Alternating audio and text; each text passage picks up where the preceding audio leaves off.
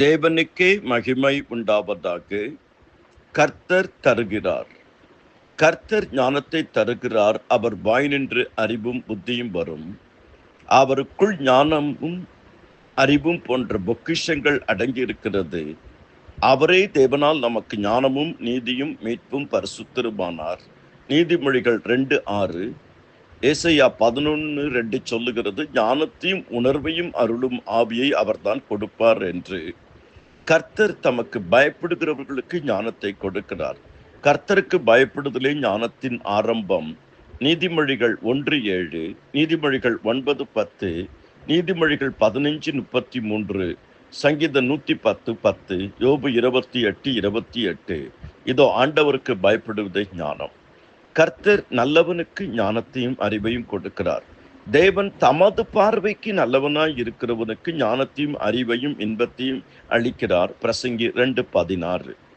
கர்த்தர் நீதிமானுக்கு ஞானத்தை கொடுக்கிறார். அவர் நீதிமான்களுக்கென்று மெய் ஞானத்தை வைத்திருக்கிறார். உத்தமமாய் நடக்கிறவர்களுக்கு அவர் கேடகமாய் இருக்கிறார். நீதிமொழிகள் 2:7. கர்த்தர் கேட்கிறவனுக்கு தருகிறார்.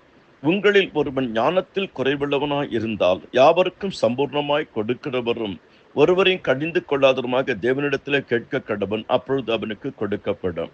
கர்த்தர் யோசேப்புக்கு ஞானத்தை கொடுத்தார். பெசலேலுக்கு கொடுத்தார்.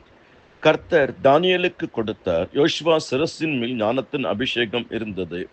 இன்றைக்கு நமக்கு ஞானம் அதிகமாக வேண்டியிருக்கிறது. நம்மை நாம் நடத்தி கொள்ள ஞானம் வேண்டியிருக்கிறது. சபையை நடத்த ஞானம் வேண்டியிருக்கிறது. குடும்பத்தை நடத்த ஞானம் வேண்டியிருக்கிறது. ஒவ்வொரு காலகட்டத்திலும் ஆண்டவர்கிட்ட கேட்கணும், அன்றென்றுள்ள எனக்கு நடத்துறதுக்கு ஞானம் வேணும்பா. நான் உனக்கு போதித்து நடக்க வேண்டிய வழியை உனக்கு நான் காட்டுவேன். உன்மேல் என் கண்ணை வைத்து உனக்கு ஆலோசனை சொல்லுவேன். கர்த்தர் சாலமோனுக்கு ஞானத்தையும் உணர்வுள்ள இருதயத்தையும் கொடுத்தார். நாம் ஞானத்தை கேட்போம், அறிவை கேட்போம். கர்த்தர் ஞானத்தையும் அறிவையும் சாமர்த்தியத்தையும் புத்தியும் கொடுப்பார். ஞானம் இருந்தால் எல்லா காரியத்தையும் நாம் செய்ய முடியும். கர்த்தர் உங்களை அபரிமிதமாக ஆசீர்வதிப்பாராக. ஆமேன், ஆமேன்.